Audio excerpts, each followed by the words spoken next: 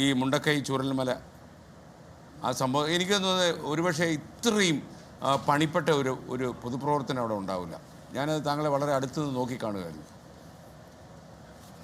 മുണ്ടക്കൈ ഇന്നിപ്പോൾ ക്യാബിനറ്റിൽ ബഹുമാനപ്പെട്ട മുഖ്യമന്ത്രിയോട് ഞാൻ തന്നെ മുണ്ടക്കൈ ചൂരൽമലയായിട്ട് ബന്ധപ്പെട്ട പ്രതിവാസത്തിൻ്റെ കാര്യങ്ങൾ സൂചിപ്പിക്കുകയുണ്ടായി. മുണ്ടക്കൈ ചൂരൽമല ഒരുപാട് കാര്യങ്ങൾ ചെയ്യാനുണ്ട്, ഒത്തിരി കാര്യം ചെയ്യാനുണ്ട്. ഒന്ന്, ലിസ്റ്റ് പൂർത്തീകരിക്കപ്പെട്ടിട്ടില്ല. ഒന്ന്. രണ്ട്, ഭവന പദ്ധതി പൂർത്തീകരിക്കപ്പെട്ടിട്ടില്ല. വീടുകളിലേക്ക് താമസം തുടങ്ങിയിട്ടില്ല. ഗുണഭോക്താക്കൾ അവരുടെ കടമെഴുതി തള്ളിയത് പൂർത്തീകരിക്കപ്പെട്ടിട്ടില്ല.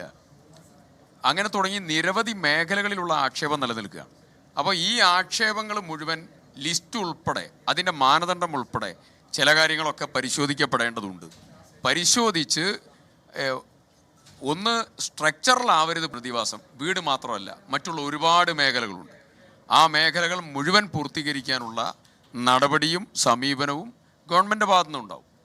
ഗവൺമെൻറ് തുടർച്ചയാണ്.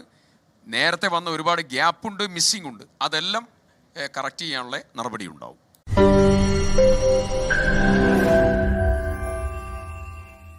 ലോകത്തെവിടെയായാലും ഏത് സമയത്തും 24 വാർത്തകളും ഓഗ്മെന്റഡ് റിയാലിറ്റി പാക്കേജുകളും എക്സ്പ്ലെയിനറുകളും വിശദമായി കാണാൻ ഞങ്ങളുടെ യൂട്യൂബ് ചാനൽ നിങ്ങൾക്ക് സബ്സ്ക്രൈബ് ചെയ്യാം.